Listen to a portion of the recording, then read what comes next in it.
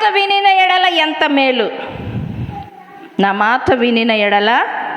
దావీదు రాసిన కీర్తన 81వ కీర్తన, దావీదు రాసిన కీర్తన 81వ కీర్తన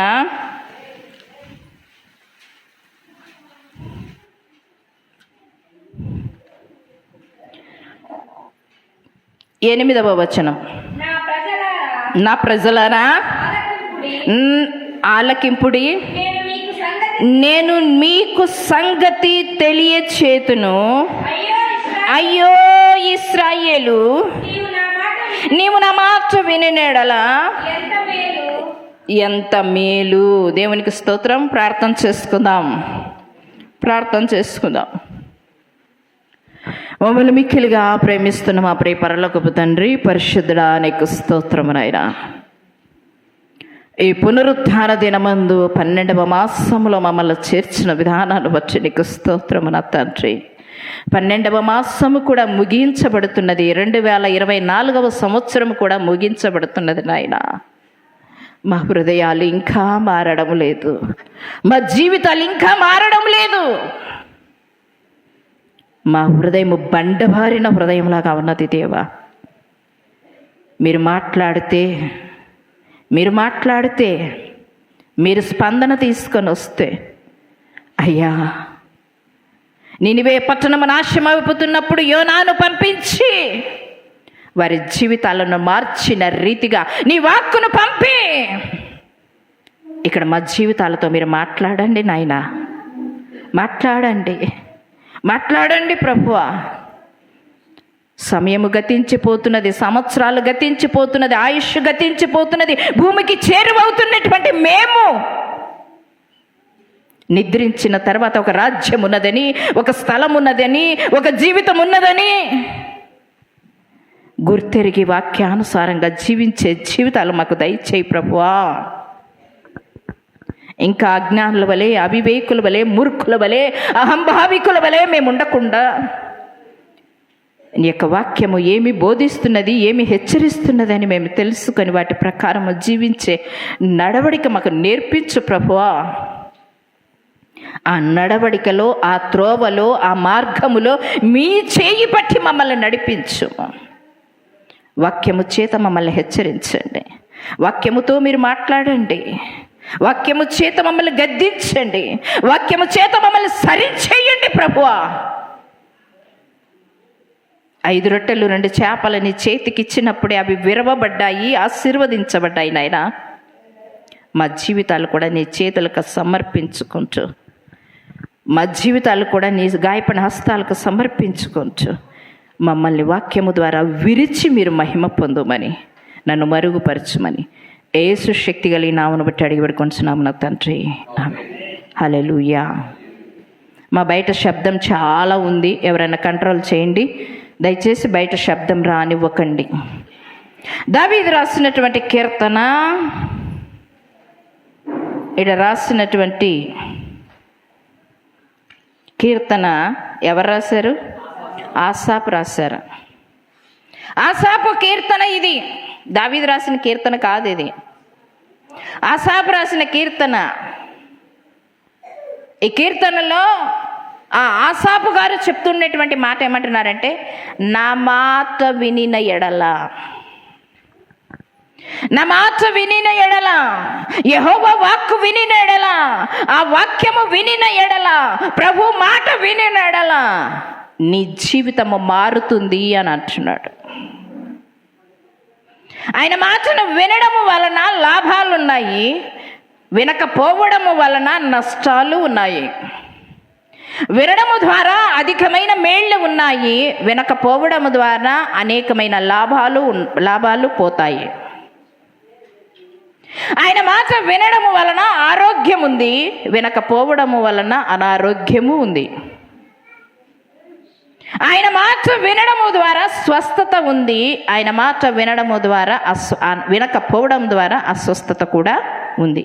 మరి వాక్యములో ఎవరు వాక్యమును విన్నారు, విని ఏ విధంగా వారి బ్రతుకులు ఉన్నాయి, వినని వారి బ్రతుకులు ఏ విధంగా ఉన్నాయి, విన్నవారి బ్రతుకులు ఏ విధంగా ఉన్నాయి, ఒక్కరి గురించి మనం ఆలోచన చేద్దాం. 1 సమూయేలు గ్రంథము 15వ అధ్యాయము, మొదటి సమూయేలు గ్రంథం 15వ అధ్యాయము 1-2 వచనాలను చూసుకుందాం. మొదటి సమూయేలు గ్రంథము 15వ అధ్యాయము 1-2 వచనాలను చూసుకుందాం.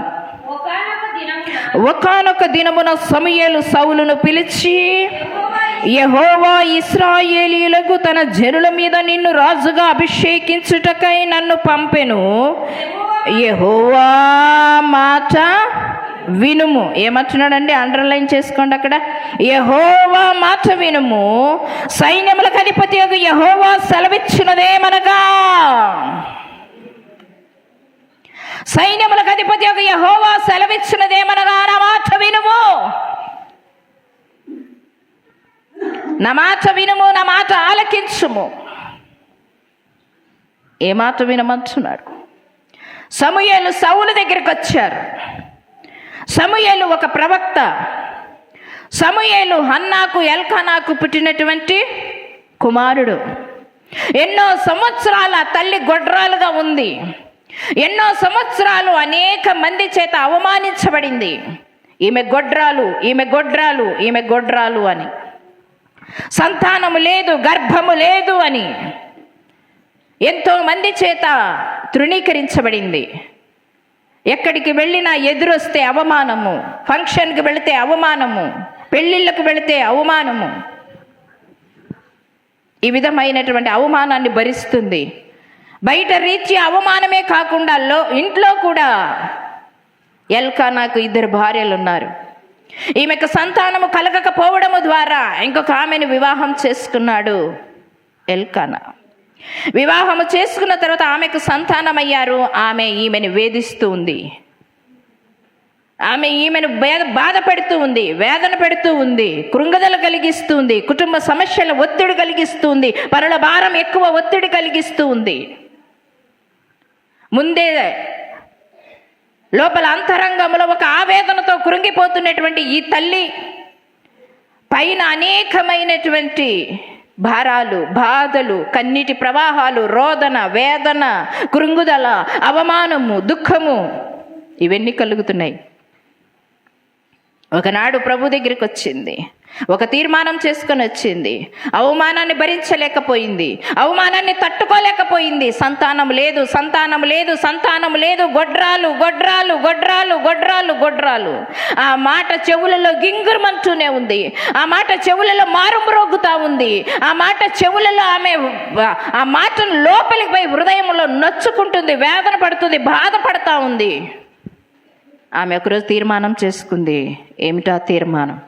చనిపోదామనే, మందు తాగుదామనే, ఉరి వేసుకుందామనే, ట్రైన్ కింద పడదామనే కాదు. ఆ బాధను, నేను చనిపోతే సమస్య తీరిపోతుంది కదా అని అనుకోలేదు. నేను మందు తాగితే సమస్య తీరిపోతుంది, నేనే లేకపోతే ఆ సమస్య ఉండదు కదా అని అనుకోలేదు. ఆ సమస్యని జయించాలి అని అనుకుంది. ఆ సమస్యను పోరాడాలి అనుకుంది. ఆ సమస్య చేత నేను జయాన్ని చూడాలి అని అనుకుంది. చూడాలి అనుకున్నటువంటి ఆమె వైద్యుల దగ్గరికి వెళ్ళలేదు. చూడాలి అనుకున్నటువంటి ఆమె హాస్పిటల్ చుట్టూ తిరగలేదు. ఎవరి చుట్టూ తిరిగింది? షిలోహు చుట్టూ తిరిగింది. దేవునికి స్తోత్రం, హల్లెలూయా. షిలోహు మందిరము చుట్టూ తిరిగింది. షిలోహు మందిరానికి వచ్చింది. ఆ మందిరంలో నిటారుగా మోకరించింది. దుఃఖ భారముతో, వేదనతో, కన్నీటితో, కన్నీటి ప్రవాహం ఏరులై ప్రవహిస్తూ, ప్రభువా, ఈ దీన దాసురాలి సంగతిని నువ్వు ఎరిగి ఉన్నావు, ఈ దీన దాసురాలి యొక్క అవసరతను నువ్వు ఎరిగి ఉన్నావు, ఈ దీన దాసురాలి యొక్క వేదనను నువ్వు గుర్తెరిగినావు. గర్భఫలము లేక బాధపడుతున్న నన్ను చూచుచున్న దేవుడు వహించున్నావు. ఒకనాటి కాలములో ఒక దినాన నువ్వు ఇస్తావు అన్న ఒక నిశ్చయత నాలో ఉంది, నిరీక్షణ నాలో ఉంది. నువ్వు గొప్ప దేవుడవయ్యా, నువ్వు ఇచ్చే దేవుడవయ్యా, నువ్వు తృణీకరించే దేవుడవు కాదు, త్రోసిపుచ్చే దేవుడవు కాదు, నీ బిడ్డలను అవమానపరిచే దేవుడవు కాదు. నన్ను బలపరచు వాడవు, నన్ను స్థానంలో ఉంచగల వాడవు, అవమానాన్ని సంతోషంగా చేసే దేవుడవు నీవు, నా కన్నిటిని నాట్యముగా చేసే దేవుడవు నీవు, నా హృదయ భారాన్ని సంతోషభరితముగా చేసే దేవుడవు నీవు, నా అవమానాన్ని నువ్వు చూస్తున్న దేవుడవు కదా దేవా. నా కన్నీటి ప్రవాహాన్ని చూడుము నాయనా, నా వేదనను చూడుము నాయనా, నా బాధను చూడుము నా తండ్రి. ఊరివారు వెలివేస్తున్నారు, ఊరివారు అవమానిస్తున్నారు, బంధువులు అవమానిస్తున్నారు, తోటి సహోదరి అవమానిస్తుంది. కుటుంబంలో మర్యాద లేదు, సంఘంలో మర్యాద లేదు, ఎక్కడ చూసినా తృణీకారమే, త్రోసిపుచ్చడమే ఉందయ్యా. ఎవరైతే తృణీకరిస్తారో, ఎక్కడ అవమానం దొరుకుతుందో అక్కడ ఘనతను తీసుకొని వచ్చే దేవుడవు నీవే. అక్కడే ఘనతను తీసుకొని వచ్చేవాడవు నీవే. ఎక్కడైతే నన్ను అవమానించావో అక్కడే నన్ను నా గురించి పొగడేగ విధముగా చేసే దేవుడవు నీవే అని కన్నీటితో ప్రార్థన చేసినప్పుడు దేవుడు పలుకుతున్న మాట, అన్నాతో మాట్లాడుతున్న మాట, హృదయముతో మాట్లాడుతున్న మాట, వాక్యముతో మాట్లాడుతున్న మాట, నా మాట విను. ఏమిటమాట? అన్నా, నువ్వు కేవలం ఒక కుమారుడు కావాలి అని అనుకుంటున్నావు. అన్నా, నువ్వు ఒక సంతానము కావాలి అని అనుకుంటున్నావు. అన్నా, నీవు గర్భము కావాలి అని అనుకుంటున్నావు. కానీ నీ గర్భాన్ని ఇచ్చేవాడను నేనే, నీ గర్భాన్ని తెరిచేవాడవు నేనే, గొడ్రాలని సంతానము కలిగిన దానిగా చేయువాడను నేనే. కానీ నువ్వు అనుకున్నట్టుగా నేను కుమారుని ఇవ్వను. కానీ ఎవరిని ఇస్తాను తెలుసా? ఒక ప్రవక్తని ఇస్తాను. దేవునికి స్తోత్రం, హల్లెలూయా. నేను ఒక ప్రవక్తని ఇస్తాను. సంఘములో, సమాజములో పేరు ప్రఖ్యాతులు కలిగి అందరూ తన దగ్గరికి వచ్చేవానిగా నేను నిలబెడతాను అని అంటున్నాడు. దేవునికి స్తోత్రం, హల్లెలూయా. అటువంటి కుమారుడే సమూయేలు. ఆ కుమారుడే సమూయేలు, ఆమెకు పుట్టినవాడే సమూయేలు. ఆ ప్రాంతములో హన్నాకు పుట్టినవాడు కదా. ఎంత గర్వంగా ఆ తల్లి ఫీల్ అయింటుందో ఒక్కసారి ఆలోచించండి. ఆ ఒక్కగానొక్క కుమారుడు, లేక పుట్టిన కుమారుడు, ఏమంటారు, ముక్కులారపచ్చన ఏదో అంటారు సామెత, ముక్కు పచ్చలారని పసిబిడ్డ, ఇంకా ప్రేమను ఇంకా పొందుకోలేని తల్లి, ఇంకా బిడ్డ కౌగిలింతను హత్తుకోలేని తల్లి, ఇంకా రొమ్మున పాలు ఉండగానే పాలు విడకముందే ఆ పసిబాలుని తీసుకొని షిలోహు మందిరములో వదిలేసిందండి. దేవునికి స్తోత్రం, హల్లెలూయా. ఎంత త్యాగమో ఒక్కసారి ఆలోచన చేయండి. గొడ్రాలుగా అనిపించుకున్న ఆమె, అవమానించబడిన ఆమె దేవునికి ఆ బిడ్డను సమర్పించేసింది. దేవునికి ఆ బిడ్డను సమర్పించింది. దేవుడు అన్నాడా నువ్వు నాజీరు చేయబడాలి అని? దేవుడు అన్నాడా? దేవుడు అనలేదు. ఆమె ప్రార్థన చేసుకుంది. అది ఏమని ప్రార్థన చేసుకుంది? అయ్యా, నీవు గనక నాకు కుమారుణ్ణి ఇస్తే అతని తల మీద కత్తెర రానివ్వను. ఏమంటుంది? నాజీరు చేయబడిన వానిగా నేను పెంచుతాను అంటుంది. దేవునికి స్తోత్రం, హల్లెలూయా. ప్రభువు కొరకు నీ బిడ్డను ఏ విధంగా పెంచావు? ప్రభువు కొరకు నీ బిడ్డల సమర్పణ ఏమి? ఆ తల్లి లేక పుట్టిన ఆ పసిబిడ్డ ఇంకా ముచ్చట తీరలేదు, ముద్దు తీరలేదు, ప్రేమ తీరలేదు, లాలన తీరలేదు, ఆప్యాయత తీరలేదు.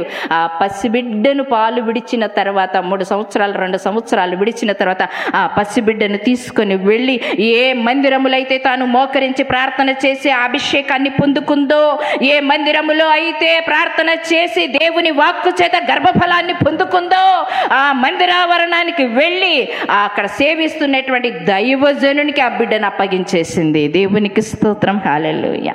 భర్తను అడగలేదు, తోటి సహోదరిని అడగలేదు, అత్త మామల్ని అడగలేదు, మరిదిని అడగలేదు, బావగారిని అడగలేదు, ఆడపడుచుని అడగలేదు. తన తెగింపు, తన త్యాగము లేక పుట్టిన బిడ్డను సమర్పణ చేసేసింది. ఆ బిడ్డ దైవజనుడి దగ్గర ఎదుగుతూ వచ్చాడు. ఆ చంటి బిడ్డ తల్లి చాటున ఉండవలసిన వాడు, తల్లి మంచములో ఉండవలసిన వాడు ఎక్కడున్నాడు ఇప్పుడు? దైవజనుని పక్కలో లేడు. దైవజనుని పక్కలో కూడా లేడు. ఎక్కడున్నాడు తెలుసా? మందిరావరణంలో అతి పరిశుద్ధ స్థలము దగ్గర మందసమున్న చోట ఆ దేదీప్యముగా వెలగబడుతూ ఉన్నటువంటి 7 సువర్ణ దీప స్తంభాల దగ్గర అక్కడ ఏం చేస్తున్నాడంట? పడుకున్నాడంట. చంటి బిడ్డ, ఒక చాప వేసుకొని చంటి బిడ్డ మందిరావరణంలో అతి పరిశుద్ధ స్థలములో పెద్దవారు ఎవ్వరూ లేరు. అక్కడ ఏలి దూరంగా ఉన్నాడు, కన్ని దృష్టి మందముగా ఉంది. ఏలి దూరంగా ఉన్న చంటి బిడ్డ తల్లి చాటున లేకపోతే భయపడడా? బెదిరిపోడా? సమర్పణలో, త్యాగములో ఆ బిడ్డకి ఏం చేసింది? ధైర్యాన్ని నూరిపోసింది. దేవునికి స్తోత్రం, హల్లెలూయా. భయభీతిని తొలగించింది, భయాన్ని తొలగించింది ఆ చంటి బిడ్డ. ఒక్కసారి ఆలోచన. ఒకరోజు బాలరాజు సతీమణి మా ఇంటికి వచ్చారు. ఆ రోజు బిడ్డ బర్త్డే, కేక్ కోయించడానికి తీసుకొని వచ్చారు. అక్కడే కేక్ వాళ్ళే తెచ్చుకున్నారు. వాళ్ళే తెచ్చుకొని పాపం కేక్ కోయించడానికి వచ్చారు. నాకు అనిపించింది, చంటి బిడ్డలు డ్రెస్ వేసుకొని చక్కగా వచ్చారు. ఆ బిడ్డలు వచ్చిన తర్వాత ప్రార్థన చేయమన్నప్పుడు చక్కగా ప్రార్థన చేశారు. దేవునికి స్తోత్రం, హల్లెలూయా. నీ బిడ్డల పంపకం ఏ విధంగా ఉంది? బాలుడు నడవలసిన త్రోవను వారికి నేర్పుతున్నావా? ప్రసంగి గ్రంథకర్త అంటాడు, ఏమంటాడు? బాల్య దశలో ఏందే సృష్టికర్తకి స్మరణ చేయించు నువ్వు. చంటి బిడ్డ హాస్టల్కి పోయి నేర్చుకున్నాడు. అక్కడ నేర్పించి వారు కూడా బాగా నేర్పించారు. తల్లిదండ్రుల కంటే వారు ఇంకా బాగా నేర్పించారు. నేర్పించిన తర్వాత ప్రార్థన చేయమన్నాడు. ఆ చంటి బిడ్డ చక్కగా ప్రార్థన చేశాడు. నిజమే, ఆలోచన చేయండి. అదే పెంపకంలోనే వచ్చారంటే సమూయేలులాగా ఎదగగలుగుతారు. దేవునికి స్తోత్రం, హల్లెలూయా. సమూయేలులాగా ఎదగగలుగుతారు వారు. ఈ సమూయేలుకు ధైర్యం ఏ విధముగా వచ్చింది? ఆ చంటి బిడ్డకు సమూయేలు ఒంటరిగా పడుకునేటువంటి ధైర్యము ఏ విధంగా వచ్చిందంటే తల్లి పాల పెంపకములో వచ్చింది. ధైర్యంగా పడుకున్నాడు. ఒకరోజు దర్శనం వచ్చింది. ఒకరోజు స్వరం వినబడుతుంది. ఆ స్వరములో వినబడుతున్నప్పుడు ఆ సమూయేలు అనుకుంటున్నాడు, నన్ను తండ్రి అయినటువంటి ఏలి, అక్కడ యాజకుడుగా పనిచేస్తున్నటువంటి ఏలి పిలుస్తున్నాడేమో అని ప్రతిసారి పోయాడు అక్కడికి. ప్రతిసారి పోతే, నాయనా నేను నిన్ను పిలవలేదు, వెళ్ళి పడుకో, నాయనా నేను నిన్ను పిలవలేదు, వెళ్ళి పడుకో అని అంటాడు. మూడోసారి అంటాడు, ఏలికి అర్థమైపోయింది యెహోవా దేవుని దర్శనం ఈ బాబుకు కలుగుతాంది అని. ప్రభువా నేనున్నాను, సెలవిమ్మని చెప్పమన్నాడు. ఆ మాట చెప్పాడు. తర్వాత వారి కుమారుల గురించి, ఆ పరిచర్య గురించి అంతా వివరించి ఆ చంటి బిడ్డకు ఎవరు చెప్పారంట? యెహోవా దేవుడు చెప్పాడంట. దేవునికి స్తోత్రం, హల్లెలూయా. ఆ చంటి బిడ్డకు యెహోవా దేవుడు వచ్చి ప్రత్యక్షమై మాట్లాడి, స్వరముతో మాట్లాడి బలపరిచి జరగబోయే వాటిని, జరిగే వాటిని ఎంతమంది ఎవరికంట చెప్పింది? బాలుడు. నిజంగా చూడండి, మనం ఇంత అయింది, తల నెరిసింది. దేవుని దగ్గర వినయం లేదు, భక్తి లేదు. ఆ చంటి బిడ్డ, పాలు విడవని బిడ్డ, మాటలు రాక వచ్చిన బిడ్డ అంత ధైర్యాన్ని పోసుకున్నాడు. దేవునితో మాట్లాడే సంభాషణ కలిగిన భక్తి నూరిపోసింది తల్లి. ఆలోచించు. నిజంగా మన డేవిడ్ రాజు ఉన్నాడు కదా, గంగాధర్. ఆ గంగాధర్ కొడుకు వాక్య పఠనం చెప్పేకొస్తాడు. పాపం ఆ బిడ్డ చెప్పాలని ఆశ, ఆతృత, నేను చెప్పాలని. కానీ ఎందుకు మీరు నవ్వుతారు? ఎందుకు నవ్వుతారు? ఎవరైనా పాట పాడితే నవ్వుతారు, ఎవరైనా వాక్యం చదివితే నవ్వుతారు. నవ్వు ఎందుకు వస్తుంది మీకు? మీరు చదవలేరు దద్దమ్మలు, మళ్ళీ నవ్వేది ఒకటి. నవ్వు ఎందుకు వస్తుంది మీకు? ఆ బిడ్డ ట్రై చేస్తున్నాడు, ఆ బిడ్డ చెప్పాలని ప్రయత్నం చేస్తున్నాడు, బాగా చక్కగా చెప్తున్నాడు, కానీ నోరు తిరగడం లేదు. మోషేకి నోటి మాంద్యం కలిగిన వాడిని, నేను మానవుని కలుగజేసిన వాడు, నోరిచ్చిన వాడెవడు? చెప్పగా వేపాకు తినగా ఏమైపోతుందంట? వస్తుంది. మన హెప్సిబా కుమారుడు కూడా చెప్పడానికి ప్రయత్నం చేస్తాడు. నేను అనుకుంటాను, ఆ అబ్బాయి తపలా కొడుతున్నప్పుడు అంతా ఆ చెయ్యి రావాలి ప్రభువా, ఆ చెయ్యి రావాలి ప్రభువా. నిజమే, మనం ప్రయత్నం చేయాలి. పక్షవాయు గలవానికి ట్రీట్మెంట్ ఎట్లా ఇస్తారు? ఏ విధంగా ఇస్తారు? మసాజ్ చేయమంటారు, వాకింగ్ చేయించమంటారు. ట్రై చేయాలి. ట్రై చేయకుండా అట్లే ఉంటే అక్కడ నరాలు అక్కడే పట్టుకొని పక్షవాయువే కాదు, మంచమే ఎత్తి వస్తాం ఇంకా. అవునా? ట్రై చేయాలి. ట్రై చేయించాలి తల్లి తండ్రి మీరు అదే చేయాలి. సమూయేలు ఆ విధంగా ఎదిగి ఒక ప్రవక్తగా ఎదిగాడండి. దేవుడు చెప్పిన వాక్కు నెరవేరింది. దేవుడు ఆమెతో మాట్లాడిన మాట నెరవేరింది. ఒక ప్రవక్తగా వచ్చాడు. ఆ ప్రవక్తని దేవుడు మాట్లాడుతూ అంటున్నాడు, ఆ ప్రవక్తతో అంటున్నాడు, సమూయేలు, ఆ ప్రాంతంలో సౌలు ఉన్నాడు, ఇశ్రాయేలు ప్రజల మీదకి అందరికీ ఒక శిరస్సుగా అతన్ని నేను నిలబెడుతున్నాను, నువ్వు వెళ్ళి అతన్ని అభిషేకించు. నువ్వు వెళ్ళి ఏం చేయాలంట? అభిషేకించు. వెంటనే వెళ్ళాడు సమూయేలు. ఎవరి దగ్గరికి? సౌలు దగ్గరికి వెళ్ళాడు. సౌలు ఎటువంటి వాడు తెలుసా? గాడిదలను వెతుక్కుంటూ ఉండేవాడు. గాడిదలను వెతుక్కుంటూ ఉండేటువంటి వాడు. ఎందుకు పనికి రానివాడు, ఎందుకు పనికి మాలినటువంటి వాడు. అటువంటి వాడిని దేవుడు ఏం చేస్తున్నాడు? ఇశ్రాయేల్ ప్రజలకు ఒక శిరస్సుగా నిలబడాలి అని అనుకుంటున్నాడు. ఎందుకు? ఒక పనికి రానివాడు కదా, గాడిదలు కాచుకునేవాడు కదా, తప్పిపోయిన గాడిదలను వెతికేవాడు కదా, అటువంటి వాడిని దేవుడు దృష్టి ఉంచాడు. ఎందుకు ఉంచాడు అని మనం ఆలోచన చేస్తే, మాట తత్వము అవునంటే అవును, కాదంటే కాదు, భక్తి శ్రద్ధలు కలిగినటువంటి వాడు.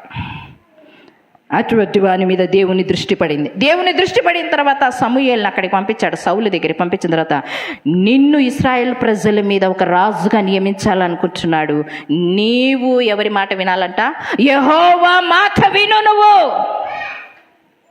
ఎక్కడో పడి ఉన్న నిన్ను, ఎక్కడో బేకారిగా తిరుగుతున్న నిన్ను ఆ స్థానం నుంచి తీసుకొని వచ్చి, పనికి మాలిన స్థానం నుంచి తీసుకొని వచ్చి, బురద గుంట నుంచి తీసుకొని వచ్చి, కంపు కొడుతున్న స్థలం నుంచి నిన్ను తీసుకొని వచ్చి, ఒక సువర్ణమైనటువంటి పాత్రగా నిన్ను చేసి, అక్కడ ఒక సింహాసనం మీద కూర్చోబెట్టి, ఒక ఆధిపత్యాన్ని ఇచ్చి, ఒక రాజదండం ఇచ్చి, రాజ కిరీటాన్ని ఇచ్చి, రాజ్య పరిపాలన చేయడానికి దేవుడు అభిషేకిస్తా ఉన్నాడు సౌలుని.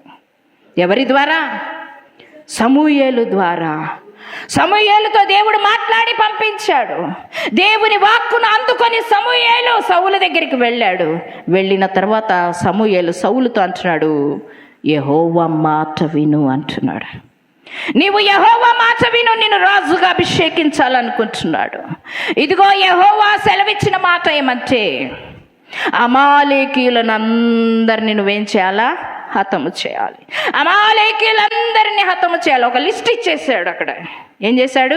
ఒక లిస్ట్ ఇచ్చాడు. ఆ లిస్టు ప్రకారం నువ్వు చేయమంటున్నాడు. ఏమిటి ఆ లిస్టు? చదువుకుందాం. 3వ వచనం, 15వ అధ్యాయము 3వ వచనం. కాబట్టి నీవు పోయి కనికరింపక అమాలేకీయులను హతము చేయుచు, పురుషులనేమి, లెక్క పెట్టుకోండి అక్కడ, పురుషులనేమి, స్త్రీలనేమి, బాలురనేమి, పసిపిల్లలనేమి, ఎద్దులనేమి, గొర్రెలనేమి, ఒంటెలనేమి, గాడిద బావులనేమి, అన్నిటినీ హతము చేసి, తర్వాత అంటున్నాడు, ఇంకా ఏమంటున్నాడు? వారికి కలిగినదంతయు బొత్తిగా పాడు చేసి అమాలేకీయులను నిర్మూలము చేయమని చెప్తా ఉన్నాడు. ఎవరికి చెప్తున్నాడు ఆ మాట? సౌలుతో సమూయేలు చెప్తున్న మాట. ఏమంటున్నాడు? అయ్యా సౌలా, అమాలేకీయులను అందరినీ హతము చేయి. అక్కడ చెప్తున్న లిస్టులో ఏమున్నారు? పసిపిల్లలు కూడా ఉన్నారు, బాలురు ఉన్నారు, వృద్ధులు ఉన్నారు, స్త్రీలు ఉన్నారు, పడుచువారు ఉన్నారు, అందరూ ఉన్నారు. దేవునికి కనికరం లేదా? దేవునికి కనికరము లేదా? పసిపిల్లలను చంపమని దేవుడు చెప్తాడా? స్త్రీలను చంపమని దేవుడు చెప్తాడా? దేవుడు నరబలిని కోరుతాడా? కోరడు. ఎందుకు మరి హతము చేయమని చెప్పాడు? ఎందుకు ఆ ప్రాంతంలో ఉన్న అమాలేకీయులందరినీ హతము చేయమని చెప్పాడు? ద్వితీయోపదేశకాండం 25వ అధ్యాయం 17-18 వచనాలు చూసుకుందాం. ద్వితీయోపదేశకాండం 25వ అధ్యాయము 17-18 వచనాలను చూసుకుందాం. ఎవరు చూస్తున్నారు అక్కడ? ఎవరు వస్తున్నారంట? ఇశ్రాయేల్ ప్రజలు వస్తున్నారు. చదువుమా. మార్గమున అమాలేకీయులు నీకు చేసిన దానిని జ్ఞాపకం చేసుకొనుము. ఎవరంటండి? అమాలేకు రాజు. అమాలేకు రాజు ఎవరు? అగగు. అగగు రాజు ఆ రాజ్యంలో ఉన్న ప్రజలు, ఇశ్రాయేల్ ప్రజలకు వారు ఏం చేశారంట చూడండి. అతడు దేవునికి భయపడక మార్గమున నీకు ఎదురుగా వచ్చి నీవు ప్రయాసపడి అలసి ఉన్నప్పుడు నీ వారిలో నీ వెనకనున్న బలహీనులనందరినీ ఏం చేశాడంట? హతం చేశాడు. ఎవరిని హతం చేశాడంట? ఇశ్రాయేలు ప్రజలను. ఎప్పుడు హతం చేశాడంట? బలహీనంగా ఉన్నప్పుడు, ఐగుప్తు నుంచి వచ్చినప్పుడు కాదు. ఇశ్రాయేలు ప్రజలు అలసిపోయినప్పుడు, బలహీనంగా ఉన్నప్పుడు, బలము తగ్గిపోయినప్పుడు, సత్తువ లేనప్పుడు, వాళ్ళు కృంగుదలలో ఉన్నప్పుడు, ఆహారం లేక నీళ్లు లేక ప్రయాణమై వారు వస్తూ ఉండేటప్పుడు, అలసిపోయి సొలసిపోయి క్రింద మీద పడుతూ వస్తూ ఉండేటప్పుడు ఈ అగగు రాజు తన సైన్యాన్ని తీసుకొని వెనక ఎవరొస్తారు? ఒక సైన్యం అంతా వస్తుందండి. ఇప్పుడు మనమే ఉన్నాము. రేపు క్యారల్స్కి అందరూ ప్రయాణం అయ్యేటప్పుడు ముందర అందరు గబగబా కొట్టుకుంటూ వస్తారు. ఎన్ని ఇండ్లకు వస్తారు? ఇది కొట్టుకుంటూ వస్తారు, ఇది పట్టుకొని వస్తారు, ఇది కొట్టుకుంటూ వస్తారు, క్యాండిల్ పట్టుకొని వస్తారు. ఏ లైన్లో ఉంటారు అప్పుడు? ముందర లైన్లో ఉంటారు. 4 ఇళ్ళు దాటిన తర్వాత వాళ్ళు ఎక్కడుంటారు? 2వ లైన్లో ఉంటారు. తర్వాత ఎక్కడుంటారు? చివరి లైన్లో ఉంటారు. తర్వాత ఎక్కడుంటారు? 10వ ఇంటికి పోయేసరికి అసలే ఉండరు. ఎవరైట్? అసలే ఉండరు. వెనక్కి ఎందుకు వెళ్ళింటారు అని అంటే నిద్రావస్థ, బలహీనులు కదా. ఏమంట? బలహీనులు అయిపోయినారు, తిరగలేకపోయారు, మోకాళ్ళ నొప్పులళ్ళు, నడుముల నొప్పులళ్ళు. ఎవరు వెనక్కి పోయింటారు? ముందరున్నోళ్ళు వెనక్కి పోయింటారు. అలసిపోయిన వాళ్ళు, సొలసిపోయిన వాళ్ళు, నిద్రావస్థలోకి వచ్చిపోయిన వాళ్ళు, తిరగలేనటువంటి వాళ్ళు వెళ్ళిపోయారు. అప్పుడు ఏం చేస్తారు తెలుసా? సాతాను వచ్చి వాళ్ళని ఏం చేస్తుందంట? చంపి పారేస్తుంది. అదే విధంగా ఇశ్రాయేలు ప్రజలు కూడా ప్రయాణమై వస్తూ ఉండేటప్పుడు, అబ్బా ఈ దేవుడు ఐగుప్తుల సమాధులు లేక, ఆహారము లేక మమ్మల్ని తీసుకొని వస్తున్నారు, సనుగుతూ గొనుగుతూ దప్పిక చేత, ఆకలి చేత అలమటిస్తూ వెనకల సనుగుతూ వస్తున్న వారినంతా అగగు రాజు హఠాత్తుగా ఏం చేశాడు? ఈ ప్రజలు ఎవరి ప్రజలు? దేవుని ప్రజలు. ఒక అన్యుడైనటువంటి అగగు రాజు తగలవచ్చా?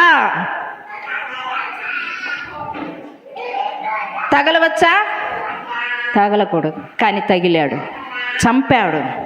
ప్రజలందరినీ ఏం చేశాడు? హతం చేశాడు. కొద్ది శాతం అక్కడ తగ్గిపోయింది.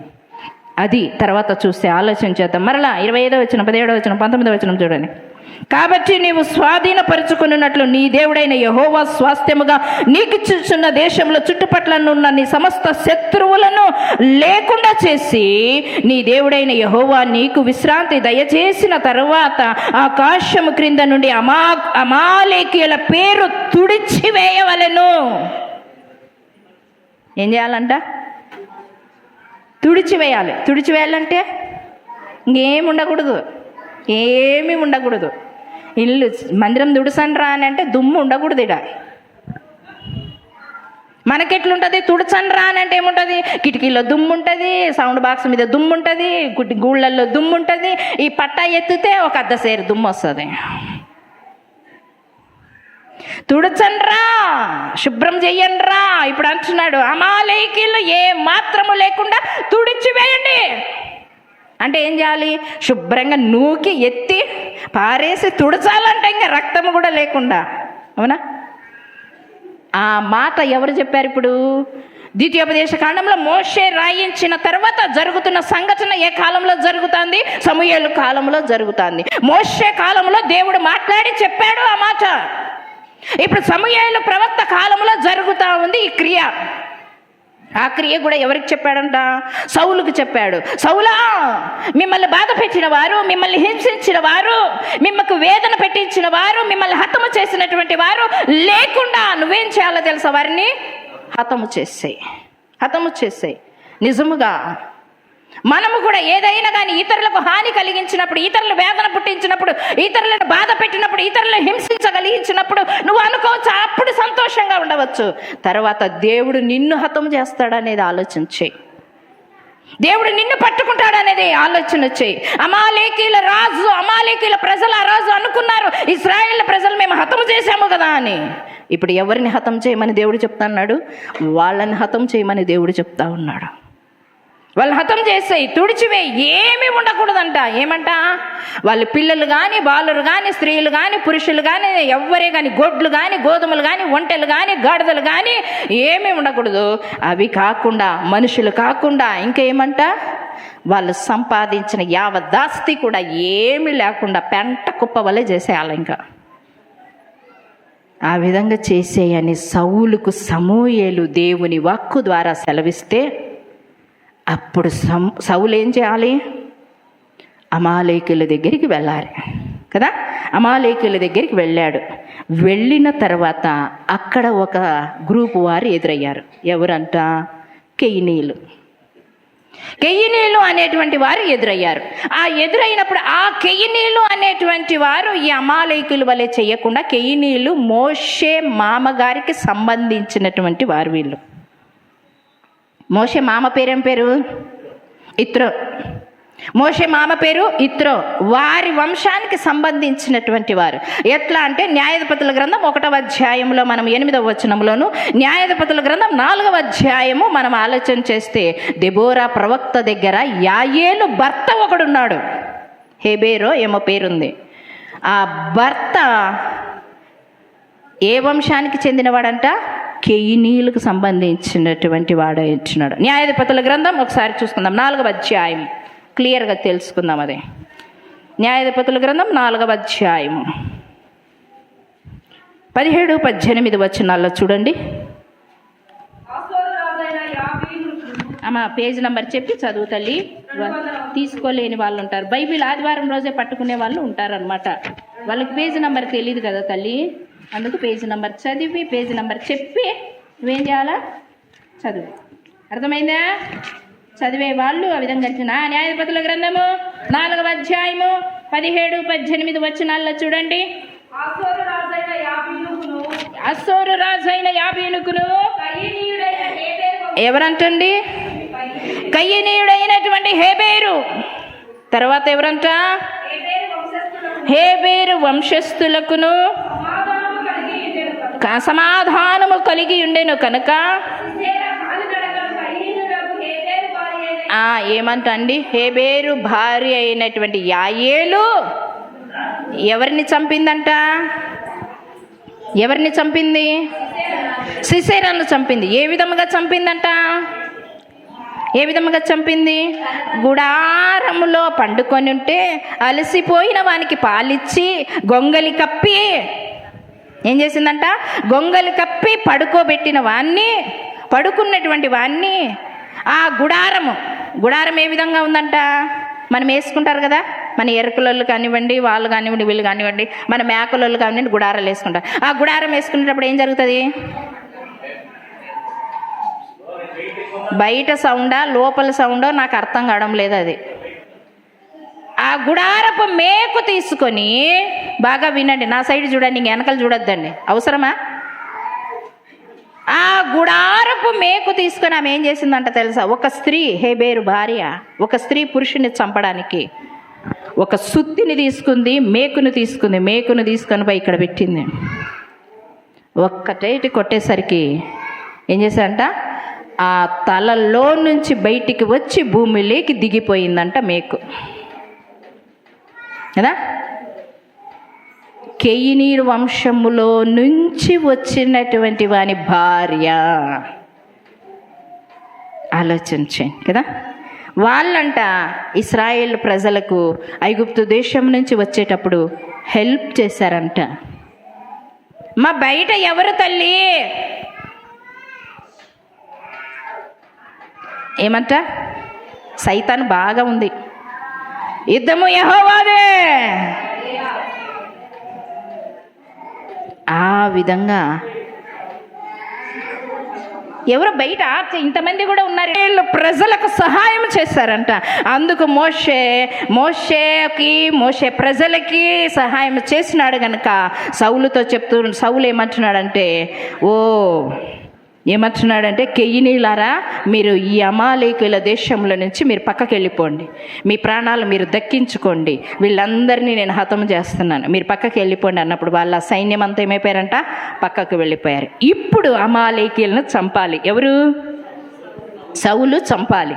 ఈ చంపాల్సిన సౌలు ఏం చేశాడు? దేవుడు ముందే ఏం చెప్పాడు? యెహోవా మాట విను అన్నాడు. ఆయన ఏం చేశాడు తెలుసా? అమాలీకీయుల రాజు అయినటువంటి అగగును పట్టుకున్నాడంట ప్రాణాలతో. తర్వాత ఏం చేశాడు తెలుసా? తర్వాత ఏం చేశాడు? బలిసిన వాటిని, క్రొవ్వు పట్టినటువంటి జంతువులనన్నిటినీ పక్కకు తీసుకున్నాడంట. ఎవరు తీసుకున్నారు? సౌలు తీసుకున్నాడు కదా. సౌలు తీసుకున్నాడు, పక్కకు వచ్చాడు, దేశానికి వచ్చాడు, రాజ్యానికి వచ్చాడు. వచ్చిన తర్వాత సమూయేలు మళ్ళా దేవునితో మాట్లాడుతున్నాడు. దేవుడు సమూయేలుతో మాట్లాడుతున్నాడు. ఏమని మాట్లాడుతున్నాడో తెలుసా? సమూయేలు, ఈ సౌలును ఇశ్రాయేలు దేశం మీద రాజ్యం నుంచి నేను దించేస్తాను. ఎందుకు ప్రభువా? ఎందుకు ప్రభువా? మొన్ననే కదా ప్రభువా రాజుగా అభిషేకిస్తానని చెప్పి మళ్ళీ వెంటనే దించుతాను అంటున్నావు కదా ప్రభువా? ఏమైంది ప్రభువా? ఏం జరిగింది ప్రభువా? అతడు నా మాట వినలేదు. నా మాటను అంగీకరించలేదు, నా మాటకు లోబడలేదు. కనుక అతనిని సింహాసనం నుంచి నేను కిందికి దించేస్తాను. కానీ సమూయేలు అంట సౌలు నిమిత్తం రాత్రంతా ప్రార్థన చేశాడంట. ఏమని? క్షమించమని. రాత్రి అంతా ప్రార్థన చేశాడు. ప్రార్థన అయిపోయిన తర్వాత ఉదయ సమయమందు సమూయేలు లేచి తన పని తను చేసుకుంటూ ముందుకు సాగాడు. ముందుకు సాగుతున్నప్పుడు సౌలు ఎదురొచ్చాడు. సమూయేలుకు చెప్తున్న మాట చదువుదాం ఒక్కసారి. సౌలు సమూయేలుతో చెప్తున్నటువంటి మాట 12వ వచనము. ఉదయమున సమూయేలు లేచి పొలమును ఎదుర్కొనుటకు పోగా సౌలు కర్మేలునకు వచ్చి అక్కడ జయసూచకమైన శిలను నిలిపి తిరిగి గిల్గాలునకు పోయనన్న సమాచారం వినెను. తర్వాత అతడు సౌలు నొద్దకు రాగా, సౌలు యెహోవా వలన నీకు ఆశీర్వాదము కలుగును గాక. ఎవరంటున్నారు ఈ మాట? సౌలు ఎవరిని అంటున్నాడు? సమూయేలుని అంటున్నాడు. ఇప్పుడు సమూయేలు సౌలు కోసం వచ్చినటువంటి వాడు. సౌలు ఏమంటున్నాడు ఇక్కడ? ఏమంటున్నాడు? యెహోవా వలన నీకు ఏమంటున్నాడు? ఆశీర్వాదము కలుగును గాక. అంటే అప్పుడు మళ్ళీ ఏమంటున్నాడో చూడండి. యెహోవా ఆజ్ఞను నేను ఏమైనా మీరితినా? నెరవేర్చానా? నెరవేర్చలేదా? నేను నెరవేర్చానయ్యా. ఎవరంటున్నారు ఇక్కడ? సౌలు అంటున్నాడు, నువ్వు చెప్పిన మాట నేను నెరవేర్చాను అని అన్నప్పుడు సమూయేలు ఇంకా చూడలే అక్కడ ప్రాంతాన్ని అంతా. ఇంకా చూడక ముందే ఏమంటున్నాడు తెలుసా? ఆ రంకెల అరుపులు నాకు వినబడుతున్నాయే. ఏవి రంకెలేసేది? రంకెలేసేది ఏవండి? ఎడ్లు ఏం చేస్తాయి? కాలు దుమ్మి ఏం చేస్తాయి? రంకెలు వేస్తాయి. ఆ రంకెల స్వరము నాకు వినబడుతుంది. ఎక్కడ వినబడుతుంది? గిల్గాలులో వినబడుతుంది కదా. ఆయన అక్కడి నుంచి వస్తున్నాడు కదా, అక్కడ వినబడుతుందంట. ఆ రంకెలు వినబడుతున్నాయి అంటే అప్పుడు సౌలు సమూయేలుతో చెప్పిన మాట ఏమో ఒక్కసారి చూద్దాం. అది ఏమంటున్నాడో చూడండి. సమూయేలు, అలాగైతే నాకు వినపడుచున్న గొర్రెల అరుపులు, ఎడ్ల రంకెలు ఎక్కడివి అని అడిగాను. అందుకు సౌలు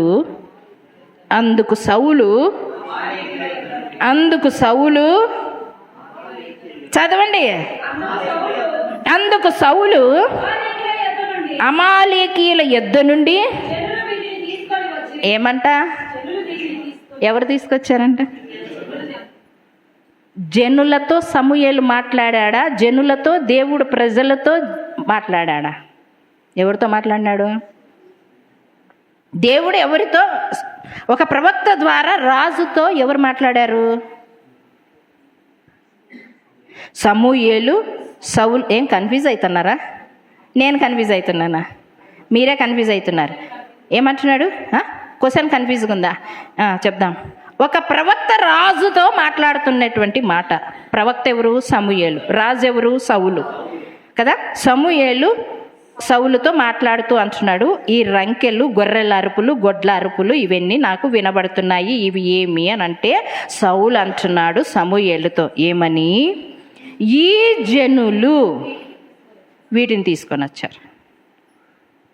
ఈ జనులు వీటిని తీసుకొని వచ్చారు. దేవుడు చెప్పిండేది సౌలుకి, సమూయేలు చెప్పిండేది సౌలుకి, జనులకు కాదు. జనులకి కాదు. సౌలుకి ఏమని చెప్పాడు? హతము చేయమని చెప్పాడు. వీళ్ళు ఏం చేసినారు? తెచ్చుకున్నారు. మరి తెచ్చుకునేటప్పుడు సౌలు చూడలేదా? ఎక్కడో ఉన్న సమూయేలుకి రంకెలు వినబడినప్పుడు నీకు పక్కనున్నానికి రంకెలు వినబడలేదా? వినబడలేదా? వినబడి ఉంటాయి. అప్పుడు హతం చేయవలసిన నీవు ఎందుకు సమ్మతించావు? ఎందుకు సమ్మతించావు? దేవుడు వద్దన్న పని నువ్వు ఎందుకు చేస్తున్నావు? దేవుని మాటను వినమంటే నేను వినను, నా దారి నేను పోతాను అని ఎందుకు అంటున్నావు? ఇంకొకటి, తర్వాత ఏమంటున్నాడు చూడండి, 22వ వచనం. అందుకు సమూయేలు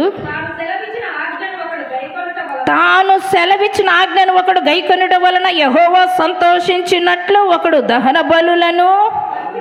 బలులను అర్పించుట వలన ఆయన సంతోషించిన. ఆలోచించుము, బలులు అర్పించుట కంటే ఆజ్ఞను గైకొనుటయు పొట్టేళ్ల కొవ్వు అర్పించుట కంటే మాట వినుటయు శ్రేష్టం. ఏమంటున్నాడు? అయ్యా, మరి పైన అంటున్నాడు, అక్కడ కూడా ఏమంటున్నాడు తెలుసా? నాకైతే నేను అండర్లైన్ చేయలేదు, కానీ ఏమంటున్నాడు తెలుసా? ఈ ప్రజలే వాటిని తీసుకొని వచ్చారు అన్నాడు, నంబర్ 1. రెండవది ఏమంటున్నాడు తెలుసా? నీ దేవుడైన యెహోవాకి ఇవి అర్పించడానికి వచ్చాను అంటున్నాడు. ఆ వచనం చెప్పునన్న, అది 15వ వచనం చూడండి. అందుకు సౌలు అమాలేకీయుల నద్దుని జనులు వీటి తీసుకొని వచ్చిరి. ఏమంట? మన దేవుడైన యెహోవాకు అని అనలేదు, నా దేవుడైన యెహోవాకు అనలేదు. ఏమంటున్నాడు అంటే, సమూయేలుకే దేవుడే నీకు దేవుడు కాదా? సమూయేలుకే దేవుడా నీకు దేవుడు కాదా? ఇప్పుడు నాకే దేవుడా? మీకందరికి కాదా? మీకందరికి కదా? అందరికీ. మరి సౌలు ఎందుకు ఈ మాట అంటున్నాడు? నీ దేవుడైన యెహోవాకు బలి అర్పించడానికి వీటిని తీసుకొని, శపితమైనటువంటి వాటిని దేవుడు బలిగా అంగీకరిస్తాడా? మలాకీ గ్రంథం 1వ అధ్యాయం 6-8 వచనాలు. మలాకీ గ్రంథం 1వ అధ్యాయం, మలాకీ గ్రంథం పేజ్ నెంబర్ చెప్పండి. లాస్ట్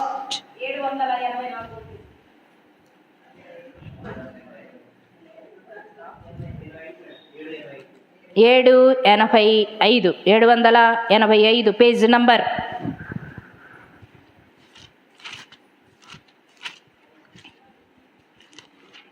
మలాకీ గ్రంథం 1వ అధ్యాయం 6-8 వచనాలు. కుమారుడు తన తండ్రిని గణపరచును కదా, దాసులు తన యజమానుని గణపరచును కదా. నా నామమును నిర్లక్ష్యపెట్టు యాజకులారా, నా నామమును నిర్లక్ష్యపెట్టు విశ్వాసులారా, నా నామమును నిర్లక్ష్యపెట్టు భక్తి పరులారా, నా నామమును నిర్లక్ష్యపెట్టు ఆత్మ ఫలాలారా, నా నామము నిర్లక్ష్యపెట్టు సంఘస్థులారా, నా నామం నిర్లక్ష్యపెట్టు సంఘ పెద్దలారా. నేను తండ్రినైతే నాకు రావలసిన ఘనత ఏది? నేను తండ్రినైతే పిల్లలు లోబడాలి, నేను తండ్రినైతే తల్లులు లోబడాలి, నేను తండ్రినైతే నా కోడళ్ళు లోబడాలి. ఏది లోబడిండేది? యెహోవా మాట వినుము బాగుపడతావు అంటున్నాడు. మాట వినిండేది ఏది? తండ్రికి రావలసిన ఘనత ఏది? సేవకుడికి రావలసిన ఘనత ఏది? యాజకుడికి రావలసిన ఘనత ఏది? అందుకే అంటున్నాడు ఇక్కడ, చూడమా, చదువుమా. నేను తండ్రినైతే నాకు రావలసిన ఘనత ఏమాయను? నేను యజమానుడనైతే, యాజకుడనైతే కాదు, నేను యజమానుడనైతే నాకు భయపడువాడెక్కడా? నాకు భయపడువాడు ఎక్కడ? తర్వాత అంటున్నాడు, అని సైన్యములకు అధిపతి యొగు యెహోవా మిమ్మును అడగగా నేనేం చేశాను? నేనేం చేశాను మేడం? ఈ చేతిలో ఆల్రెడీ ఉంటుంది. ఏంది నువ్వు చేసిండేది? నువ్వు చేసిండే చేతిలో ఉంటుంది. కానీ నేనేం చేశాను? నరము లేని నాలిక ఎన్నైనా మాట్లాడుతుంది. నరాలు ఉన్నాయండి నాలుకకి. నరాలు లేకపోతే నీకు రుచి తెలీదు. కానీ సామెత ఎట్లా పుట్టుకొచ్చిందో తెలియదు కానీ నాకు అది. నరాలు లేని నాలిక ఎన్నైనా మాట్లాడుతుంది అని అంటున్నా. నరము లేని నాలిక లాగేయచ్చు కదా, ఇంకెందుకు అది? నరం ఉందండి. తర్వాత అంటున్నాడు, తర్వాత చదువుమా. నా బలిపీఠము మీద అపవిత్రమైన వాటిని, అంటే శపితమైన వాటిని, గుడ్డిదాన్ని, కుంటిదాన్ని, నడ్డిదాన్ని కదా, బేదులు చేసుకునేదాన్ని, తర్వాత ఇంకొకటి ఏంది, జబ్బుగా ఉన్నదాన్ని బలి అర్పించడానికి తీసుకొని రావద్దు అని అంటే, శపితమైన దానిని ముట్టొద్దు అంటే, ఆకాను ముట్టడము ద్వారా ఆకోరు లోయలో చనిపోయిన రీతిగా, ఆకోరు లోయలో చనిపోయిన రీతిగా నీ చేతిలో ఉంది డిక్షనరీ, నీ చేతిలో ఉంది. అందరి చరిత్రలు నువ్వు రాస్తూ ఉంటే నీ చరిత్ర ఒకడు రాస్తుంటాడు అనేది గుర్తెరగవు నువ్వు కదా. అందరి చరిత్ర నువ్వు రాస్తున్నావు, తిరిగేస్తున్నావు. వాళ్ళ చరిత్ర ఇంతమంది, ఇంతమంది వచ్చారు, ఇంత కానుకలు ఇచ్చారు, ఇంత చేశారు, అంత చేశారు. అందరి చరిత్రలు మనం రాసుకుంటూ కూర్చుంటే మన చరిత్ర కూడా దేవుడు రాస్తున్నాడు. ఓ నాయనా, నువ్వు వాని చరిత్ర రాస్తున్నావా? నేను నీ చరిత్ర రాస్తాను, రారా నాయనా. శపితమైనటువంటి వాటిని నువ్వు ఎందుకు తీసుకొని వచ్చావు? నడ్డిని తీసుకొని వచ్చావు, కుంటిని తీసుకొని వచ్చావు, జబ్బు కలిగిన దాన్ని తీసుకొని వచ్చావు, జ్వరం కలిగిన దాన్ని తీసుకొని వచ్చావు, విరోచనాలు చేసేదాన్ని తీసుకొని వచ్చావు, రక్తం కక్కుకునే దాన్ని తీసుకొని వచ్చావు. నువ్వు ఎందుకు వాటిని తీసుకొని వచ్చావు? నువ్వు ఆ బలులు దేవుడు అర్పించుకుంటాడా? ఆ బలులు దేవుడు స్వీకరిస్తాడా? ఆనాడు బలులు అంటున్నాడు, ఈనాడు నీ హృదయం అనే బలిని అంటున్నాడు. నీ హృదయంలో కల్మషము, నీ హృదయంలో రోత, నీ హృదయంలో కల్మషం, నీ హృదయంలో కంపు, నీ హృదయంలో వేషధారణ, ఇవన్నీ తీసుకొని వచ్చి బలిపీఠము దగ్గర నువ్వు బాప్తిసం ఇచ్చేటప్పుడు, నువ్వు రొట్టె బల్లెలు ఇచ్చేటప్పుడు, క్రీస్తు రక్తముగా నీవు తీసుకునేటప్పుడు, ఆయన శరీరాన్ని, ఆయన రక్తాన్ని తీసుకునేటప్పుడు నీ హృదయంలో ఉన్న పాపము గుర్తుకు రావడం లేదా? గుర్తుకు రావడం లేదా? ఇందుకు నేను అర్హురాలినా? ఈ రక్తమును స్వీకరించుటకు, ఈ శరీరమును స్వీకరించుటకు నేను అర్హురాలినా? అర్హుణ్ణి కాదా? దేవుడు అంటున్నాడు. శపితమైన ఆ వచనాన్ని మీరు ముందుకు ఇంటికి వెళ్ళిన తర్వాత చదువుకోండి. తర్వాత నెక్స్ట్ జరుగుతున్న సంఘటన అంతా కూడా నెక్స్ట్ వీక్ వినడానికి ప్రయత్నం చేద్దాం. దేవుడి కొద్ది మాటలు దీవించి ఆశీర్వదించును గాక. హల్లెలూయా.